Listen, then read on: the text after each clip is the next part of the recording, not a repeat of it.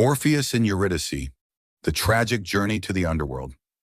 Orpheus, the legendary musician of Greek mythology, possessed a gift unlike any other. When he played his lyre, the sound was so pure and haunting that animals, humans, and even stones would stop in their tracks, captivated by the music. Orpheus fell in love with Eurydice, a nymph whose beauty and grace were unmatched. They married, but their happiness was fleeting. Shortly after their wedding, Eurydice was bitten by a venomous snake while walking in a field. The poison killed her almost instantly, leaving Orpheus in unbearable grief. Determined to reclaim her, he journeyed into the underworld, a shadowy realm ruled by Hades and Persephone. His music filled the caverns of the dead with sorrow and beauty, softening the hearts of the underworld's rulers. They agreed to release Eurydice under a single condition. Orpheus must walk ahead of her and must not look back until they reached the sunlight above. Orpheus began the ascent, every step tense with anticipation. Yet as he neared the surface, doubt overcame him. He glanced back, and in that instant, Eurydice vanished forever, pulled back into the underworld. Orpheus returned alone, carrying the weight of irreversible loss, his music forever echoing his grief. Pyramus and Thisbe, the blood-stained walls of Babylon. Pyramus and Thisbe were young lovers in Babylon, bound by passion but divided by their families, who forbade their union. Their homes shared a wall, and through a narrow crack in it, they whispered secrets and pledges of love, sharing plans for a future together that seemed always just out of reach. One evening, they arranged to meet in secret beneath a mulberry tree just outside the city, a place where they could be alone. Thisbe arrived first, but her path was blocked by a lioness returning from a recent kill, its mouth and mane streaked with blood. Terrified, she fled, leaving her veil behind. The lioness, curious and menacing, clawed the fabric and soaked it in blood. When Pyramus arrived moments later, he found the bloodied veil and believed that Thisbe had been torn apart by the lion. Overcome with grief, he plunged his sword into his own chest beneath the mulberry tree. Thisbe returned shortly after and discovered Pyramus lying lifeless. In despair, she took her own life with the same weapon. Their blood seeped into the soil, staining the mulberry tree and turning its fruit dark forever, a lasting emblem of their tragic fate. Their story unfolds entirely through human circumstance, secrecy, timing, and misunderstanding, with the tree itself becoming a permanent witness to love lost. Tristan and Isolde, the poison love. Tristan, a celebrated knight of the Cornish court, was tasked with escorting Princess Isolde of Ireland to marry his uncle, King Mark.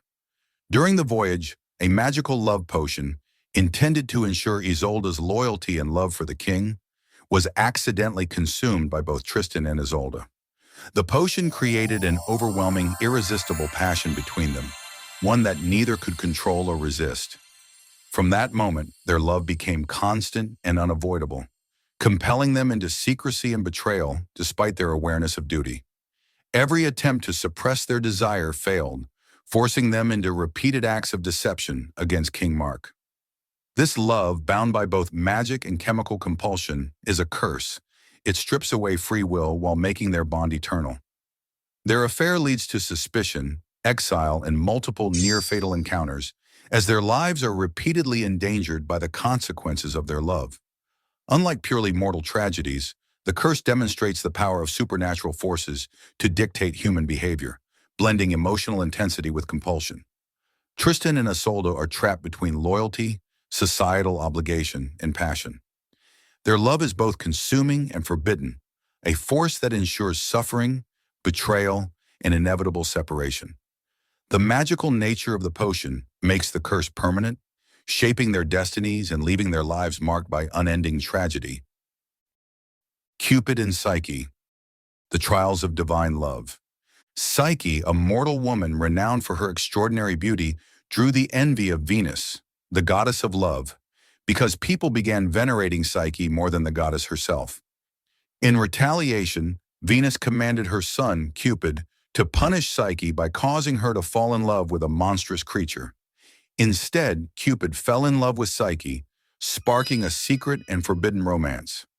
Psyche was taken to a mysterious palace where she was loved by an unseen presence. Their relationship relied entirely on trust and obedience, as Psyche was forbidden to look upon her lover. Curiosity eventually overcame her, and she glimpsed Cupid while he slept, breaking the rules of their union. This violation triggered a curse from Venus, who set Psyche a series of impossible tasks. She was ordered to sort vast quantities of mixed seeds overnight, gather golden wool from perilous sheep, collect water from the underworld, and finally retrieve a box of beauty from Persephone herself. Each trial tested endurance, courage, and perseverance, challenging Psyche to prove the worthiness of her love. Through patience and determination, Psyche completed the tasks, ultimately reuniting with Cupid and attaining immortality. The story exemplifies how divine forces can transform love into a series of trials, making endurance, obedience, and personal growth inseparable from the pursuit of affection in mythological narratives. Hades and Persephone, the abduction that binds seasons. Persephone, the daughter of Demeter, goddess of agriculture, was abducted by Hades, the god of the underworld, to become his queen. Though Hades' love for Persephone was genuine, the act of abduction imposed a curse of circumstance. She was compelled to live a dual existence, spending part of the year in the underworld with Hades and part on earth with her mother. During her absence, Demeter's grief caused the earth to wither, leading to widespread famine and suffering for humanity. The curse illustrates a form of love in which neither partner has full autonomy, and the consequences ripple far beyond the individuals involved. Persephone gained authority and power as queen of the underworld, but lost freedom, while Hades' affection inadvertently caused widespread pain for both her and the mortal world. Their union demonstrates how cursed love in mythology often arises from imbalances of power, divine authority, and inescapable circumstance. The myth also functions as a symbolic explanation of seasonal cycles. Persephone's time in the underworld represents decay and winter, while her return to Earth restores growth and spring. This structural, enduring curse affects gods and mortals alike, showing that in mythology, love can be deeply entangled with duty, fate, and universal consequence, creating suffering that extends beyond personal tragedy. Hero and Leander, the fatal swim across the Hellespont. Hero, a priestess of Aphrodite in the city of Sestos, and Leander, a young man from Abydos, fell deeply in love, yet they were separated by the turbulent waters of the Hellespont Strait. Despite the distance, their devotion endured. Each night, Leander swam across the dangerous currents, guided by a lamp that Hero lit atop her tower. Their love depended on courage, precision, and timing. The physical peril became an inseparable part of their bond. One fateful night, a violent storm extinguished Hero's lamp, leaving Leander without guidance. He lost his way in the waves and drowned in the treacherous waters. When Hero discovered his body, grief overcame her, and she threw herself into the sea to join him in death. Unlike many mythological tales, the curse in their story arises not from divine wrath or magical interference, but from circumstance, geography, and the inherent dangers of nature. Their deaths illustrate human vulnerability and the lethal consequences of passion constrained by physical barriers. Hero and Leander's story demonstrates that love can be absolute and unwavering, yet still subject to forces beyond mortal control. The curse is embedded in the environment itself, showing that in mythology, tragic love can be unstoppable, relentless, and fatal, even in the absence of gods or magic. Arachne and her punished skill, love of fame and vengeance. Arachne, a mortal woman of extraordinary skill, was renowned throughout Greece for her mastery of weaving. Her tapestries were flawless, rivaling even the works of the gods. Confident in her talent, Arachne claimed that her skill surpassed that of Athena, goddess of wisdom and crafts. Offended by this audacious boast, Athena challenged Arachne to a weaving contest.